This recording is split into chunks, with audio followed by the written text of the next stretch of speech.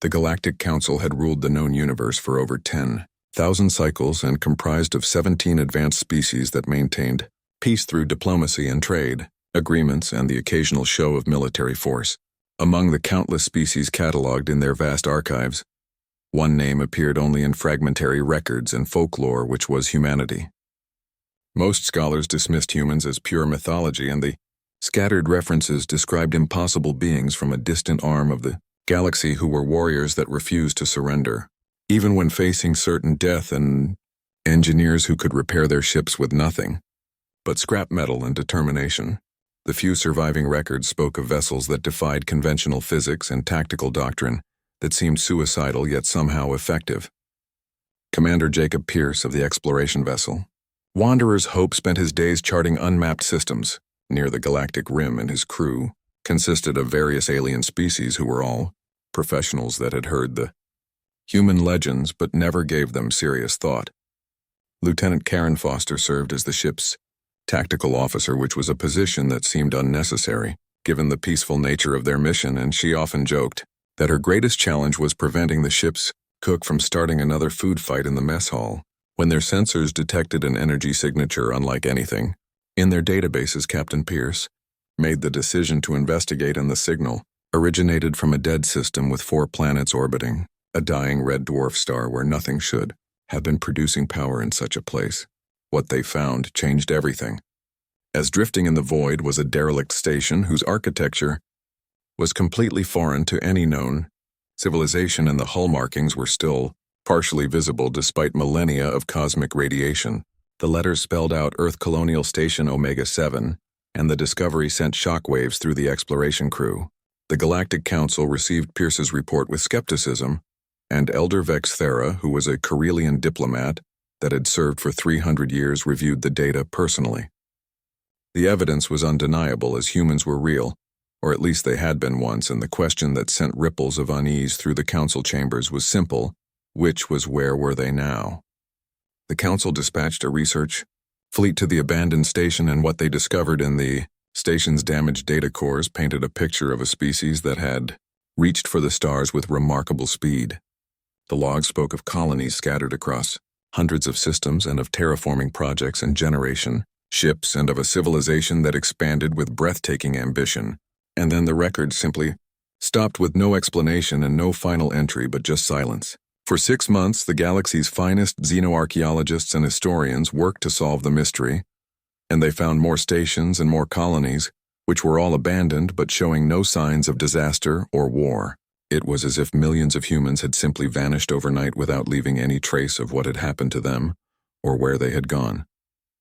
Dr. Helen Brooks, who was a Tyrellian scientist specializing in dead civilizations, proposed a theory that gained traction among the academic community, and perhaps humanity had discovered some form of advanced transportation, or maybe even dimensional travel, and had moved beyond normal space entirely, which would explain the sudden disappearance and lack of bodies or disaster evidence.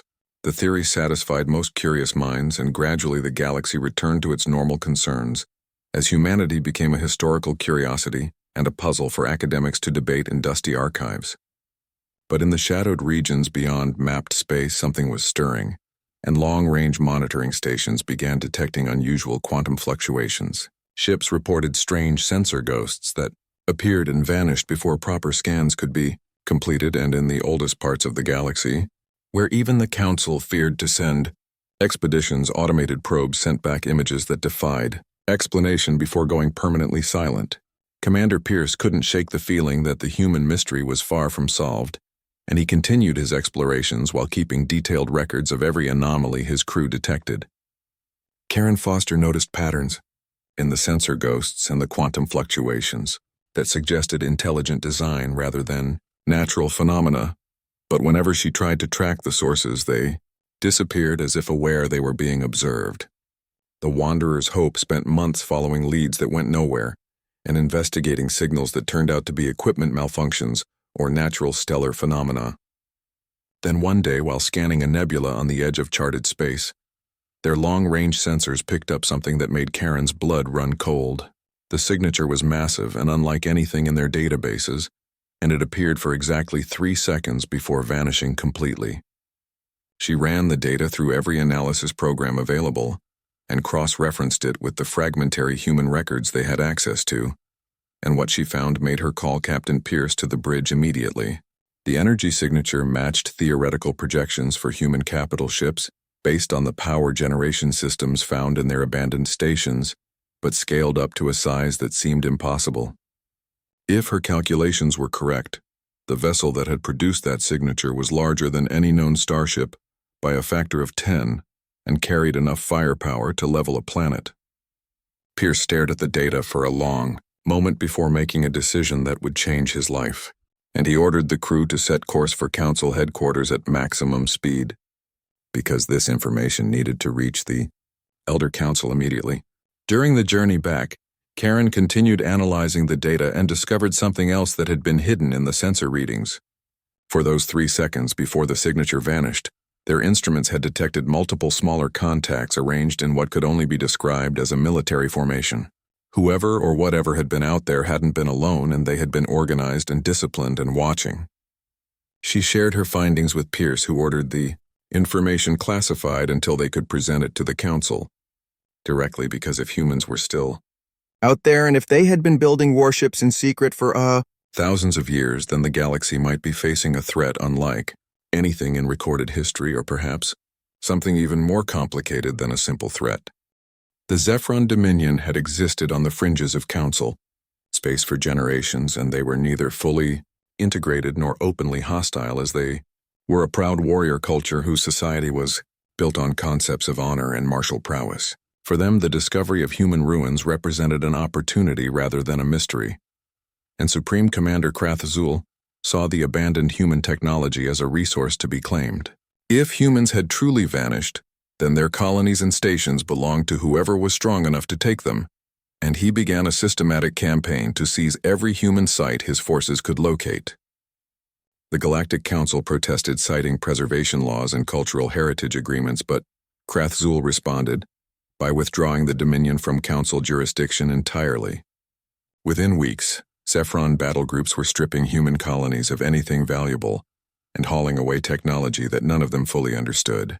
Captain Pierce watched helplessly as the station he had discovered was surrounded by Zephron warships and Karen. Foster's tactical displays showed weapons charged and shields raised as there was nothing their small exploration vessel could do against a military fleet. What the Zephrons found in their plundered sites both excited and puzzled them, as human weapon systems operated on principles that seemed wasteful and inefficient. Their ships used chemical rockets alongside more advanced drives, as if the designers couldn't decide which technology to trust in power generation. Mixed fusion reactors with backup systems that seemed primitive by galactic standards. Yet when Zephron engineers tried to replicate human designs, they found unexpected elegance in the seeming chaos, and the redundant systems made ships nearly impossible to disable completely. The mixed technology approach meant that damage to one system could be compensated for by others, and it was engineering philosophy built not for efficiency, but for survival. Krath Azul became obsessed with finding more, and his fleets pushed deeper into uncharted space following the trail of human expansion. His scientists worked around the clock to decode human technical manuals and operational data, and the Supreme Commander began to believe that if his people could unlock humanity's secrets, the Dominion would become unstoppable. The Council watched with growing alarm as Ambassador Lisa Morgan, who represented a coalition of concerned species, pleaded with the Elder Council to take action. The Zephrons were destabilizing entire sectors in their hunger for human artifacts, and trade routes were being disrupted, and neutral systems intimidated, and ancient sites destroyed in careless excavations. Elder Vex Thera convened an emergency session, and the Council voted to authorize a peacekeeping force to contain the Zephron expansion, which was the first military action the Council had undertaken in over a century. The resulting confrontation occurred in the Calyx system, which was the site of a massive human shipyard that somehow remained partially operational after millennia of neglect. 3 Council battlecruisers faced off against a Zephron fleet twice their size, and Commander Pierce and Karen Foster watched the battle unfold from a safe distance while their sensors recorded everything. The Zephrons fought with their typical aggressive tactics, but the Council forces held formation and fought methodically, and for 6 hours. The two sides exchanged fire among the ancient human construction docks. Then something changed as the automated defenses of the human shipyard, which had been dormant for thousands of years, suddenly activated. Both Council and Zephron forces found themselves under attack from weapon systems that had been waiting patiently for targets, and the ancient guns fired with devastating accuracy, forcing both fleets to retreat in disarray. In the aftermath, as damaged ships limped away from the Calyx system, Karen Foster noticed something strange in the sensor logs. For 3.7 seconds during the height of the battle, her instruments had detected a massive energy signature at the edge of the system, and the reading was impossible, by known physics suggesting a vessel the size of a small moon. When she reported her findings, they were dismissed as sensor errors caused by battle damage, but Foster couldn't shake the feeling that they had been watched, and that whatever had been watching them had left before being seen.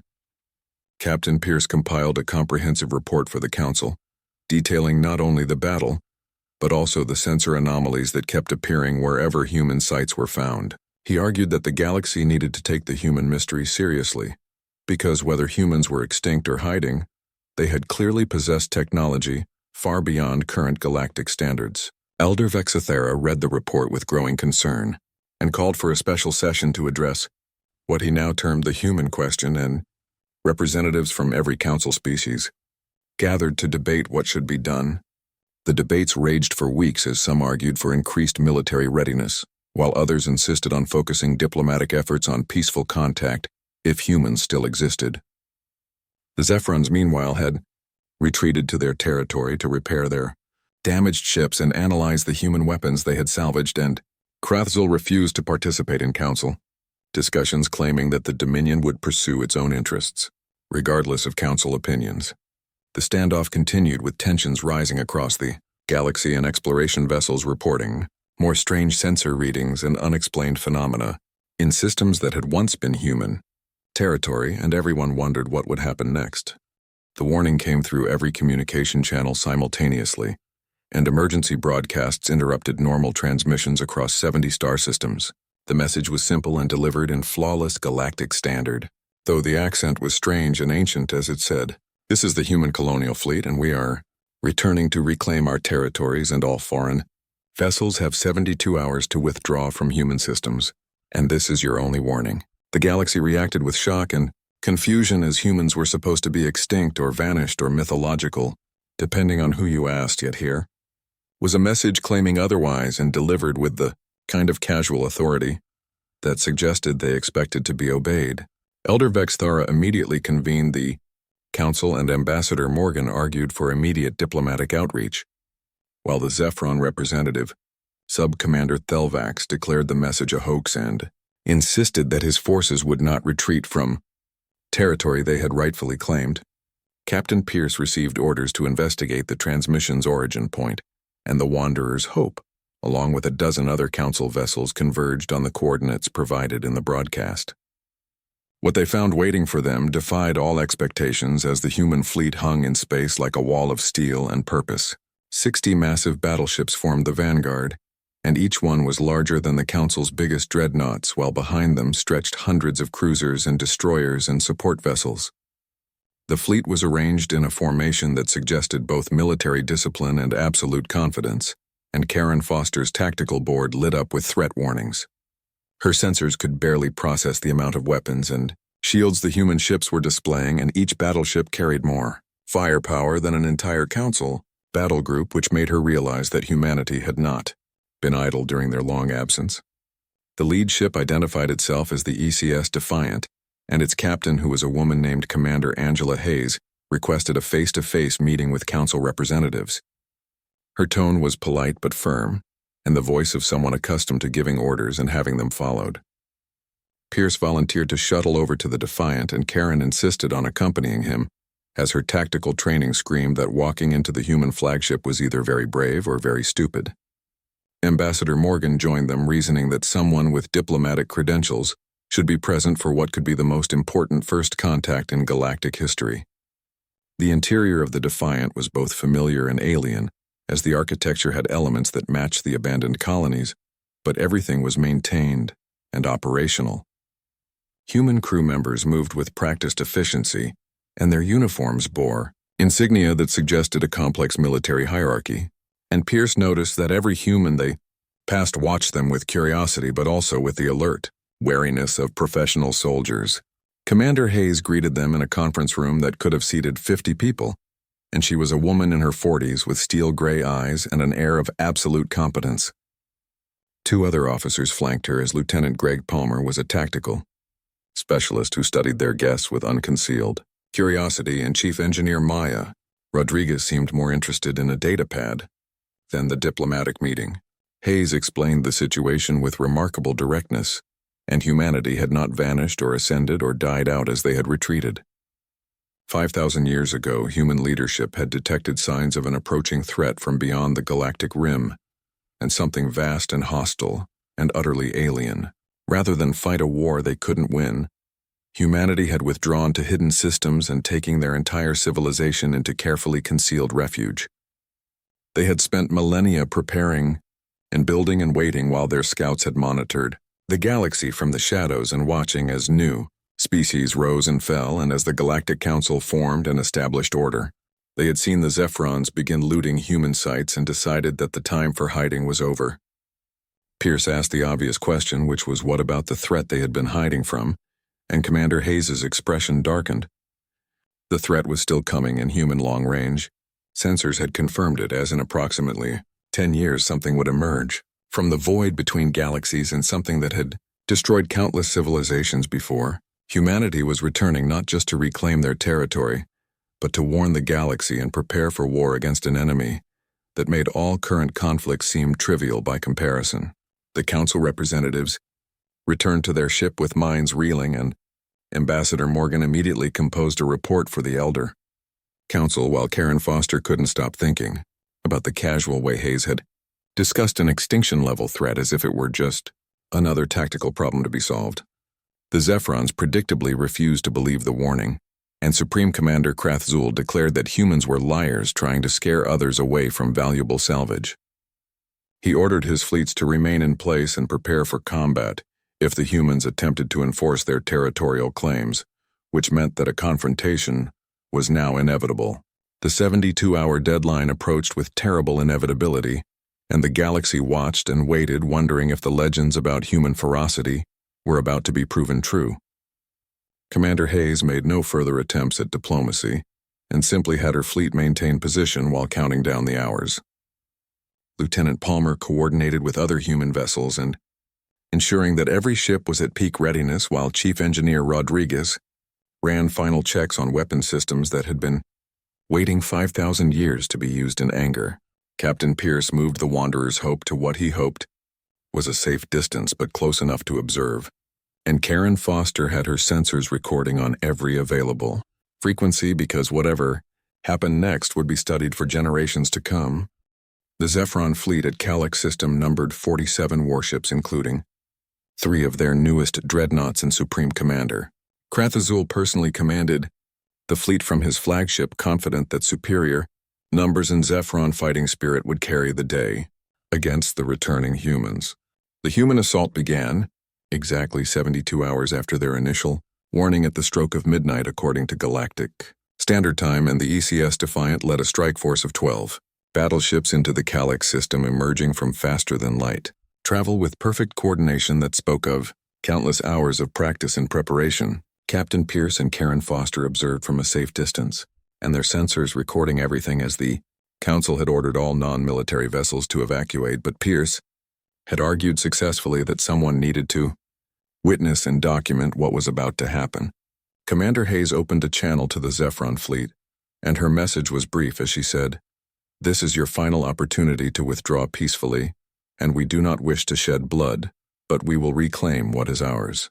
Krathzul's response was to order his fleet to open fire, and 47 ships unleashed everything they had with enough destructive power to glass a planet, and the barrage lit up space with energy weapons and kinetic projectiles.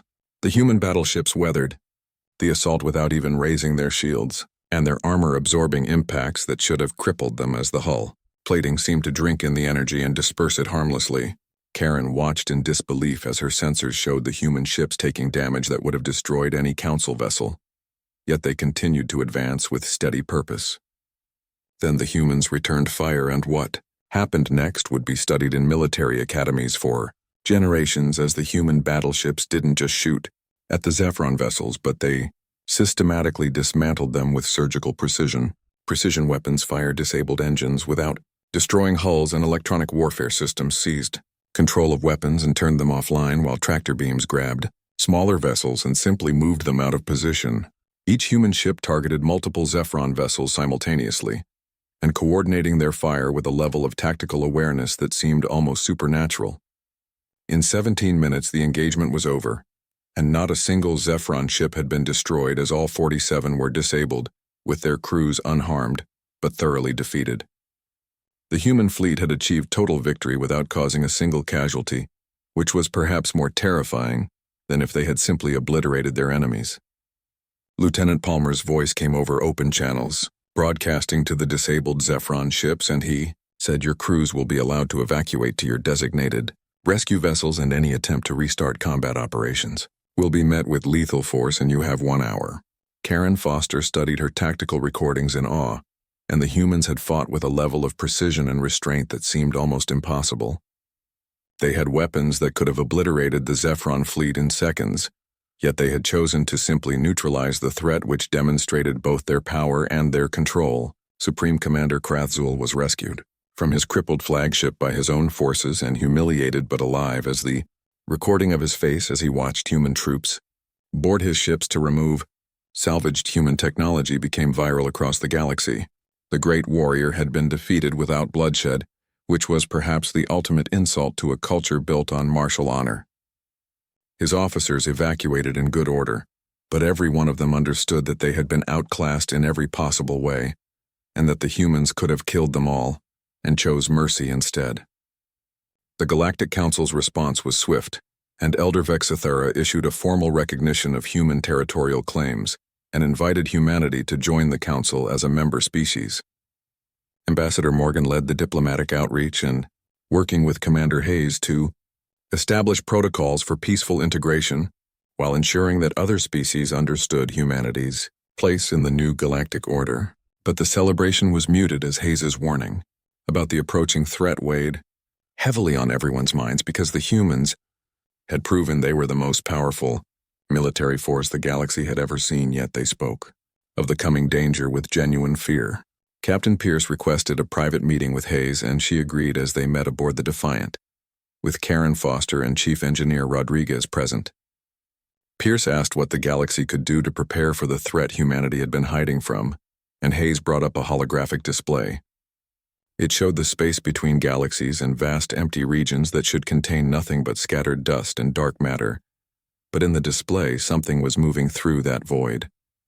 The scale was difficult to comprehend at first, and then horrifying once understood, as millions of objects, each one larger than a planet, were crossing the intergalactic gulf. They had consumed every trace of matter in their path, and leaving absolute emptiness behind them, as human long-range probes had tracked their progress for thousands of years. The entities were watching as they methodically stripped entire galaxies of life before moving to the next feeding ground, and they were called the Harvesters, though humans doubted that was what they called themselves. They were less a civilization and more a force of nature, and vast and terrible and unstoppable by any conventional means. Humanity had run from them once, and this time they intended to fight, but not alone. Commander Hayes explained that humanity's entire strategy depended on uniting the galaxy's species into a coordinated defense, and the Harvesters were coming. In 10 years, they would reach the Outer Rim systems, and the galaxy had a decade to prepare for the greatest war in its history. Karen Foster asked the question everyone was thinking, which was, could they win? And Hayes met her eyes without flinching and said, "Ask me again in 10 years, but for now we have work to do." The galaxy transformed in the wake of humanity's return, and the revelation about the Harvesters sparked reactions ranging from panic to denial to grim determination. The Galactic Council underwent massive restructuring and becoming the Galactic Defense Coalition, with humanity playing a central advisory role. Captain Pierce found himself promoted to admiral and given command of a joint fleet that combined council vessels with human warships, as his diplomatic experience and witnessed encounters with humanity made him an ideal liaison. Karen Foster became his chief tactical officer, and working daily with human military strategists to integrate different combat doctrines into a unified defensive strategy. Commander Hayes assumed the position of Supreme Fleet Coordinator and effectively becoming the military leader of the entire galactic defense effort. She approached the task with the same methodical precision she had shown at Calyx System in setting up training, programs and establishing supply chains and coordinating construction of new defensive installations across hundreds of systems. Not everyone accepted the human narrative as the Zephyron Dominion, humiliated by their defeat, initially refused to participate in the coalition.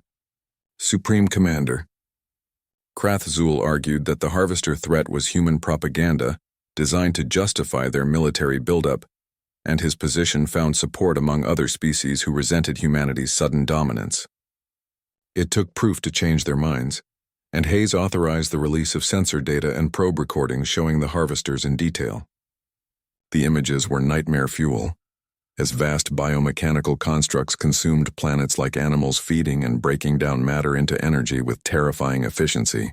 Entire star systems disappeared into their processing centers and leaving nothing but empty void behind, as the recordings showed worlds being stripped layer by layer until not even the core remained. Lieutenant Palmer led briefings for coalition forces in explaining what humans had learned about harvester tactics during their long observation, and the entities moved in swarms coordinating through means humans couldn't fully understand. They adapted quickly to new threats and learning from each engagement and modifying their approach, which meant fighting them required constant innovation and willingness to sacrifice. Chief Engineer Rodriguez oversaw the galaxy's largest industrial project, which was converting civilian manufacturing to military production. Human engineering principles were shared freely, though their complexity meant that most species could only manage simplified versions, and the emphasis on redundancy and survivability that had seemed wasteful now proved invaluable for vessels designed to fight the harvesters. Admiral Pierce worked 18-hour days coordinating the massive fleet buildup, and his staff included representatives from 12 species, all working to overcome language barriers and different tactical traditions. The humans provided the strategic framework, but everyone contributed ideas and innovations, as Karen Foster found herself teaching combat tactics to officers from across the galaxy. She emphasized the human philosophy of adaptability over rigid doctrine, and the harvesters couldn't be beaten with standard tactics, as victory would require creativity and courage and willingness to try desperate strategies that might fail spectacularly or succeed beyond all expectations. The Zephyrons finally joined the coalition in the third year of preparation, and Krath Zul appeared at a council assembly with his pride visibly damaged but his resolve intact. He announced that the Dominion would contribute their entire military fleet to the defense effort, and honor demanded that they face the true enemy, rather than nurse wounded pride. By year 5, the galaxy had been transformed into an armed fortress, as every inhabited system had defense platforms and patrol fleets, while evacuation plans existed for millions of worlds. Industrial output had tripled as civilian economies shifted to wartime production, and children trained in emergency procedures from their earliest years, knowing that the future might depend on their readiness.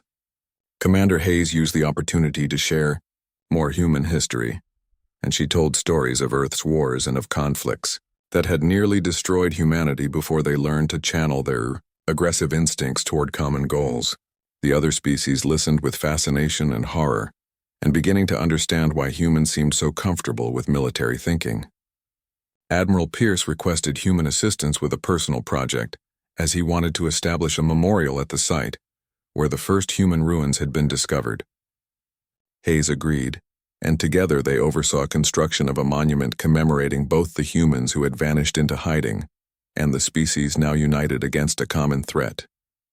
The ceremony drew representatives from across the galaxy, and Ambassador Morgan gave a speech about unity and sacrifice, while Elder Vexthera, now centuries old and in declining health, spoke about how fear of the unknown had given way to determination. A young Zephyron officer, chosen by Krath Zul himself, read a traditional warrior's oath adapted to include all species and promising to fight together until victory or death.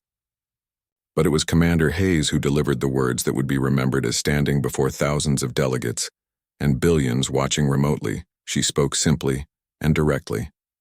She said, 10,000 years ago, humanity reached for the stars with hope and wonder, and 5,000 years ago, we ran from a threat we couldn't face. Today, we stand together with all the free peoples of this galaxy, and not running anymore and not hiding anymore.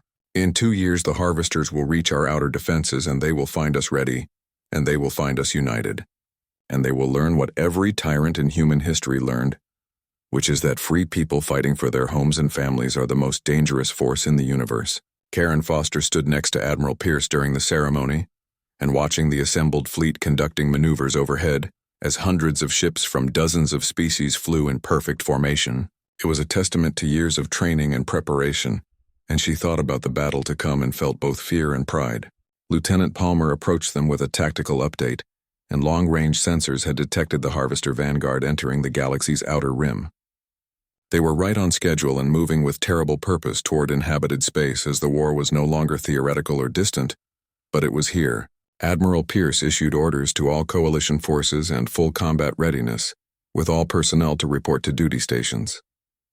Evacuation protocols initiated for forward systems, and the galaxy had 2 years to finish preparations, as they would need every moment. As the ceremony concluded and delegates returned to their duties, Chief Engineer Rodriguez pulled Commander Hayes aside, and she had news about a new weapon system. Something humans had developed in secret during their long isolation, and Hayes listened, then smiled grimly, because perhaps they had one more surprise for the harvesters. The galaxy waited and ready as it would ever be as humanity had returned, not just to reclaim their ancient territory, but to lead others in the greatest battle the universe had ever seen. The harvesters were coming, and unstoppable and terrible, but now they would face humanity and all its allies. And humans, as the galaxy was learning, had never been very good at accepting impossible odds as the countdown had begun.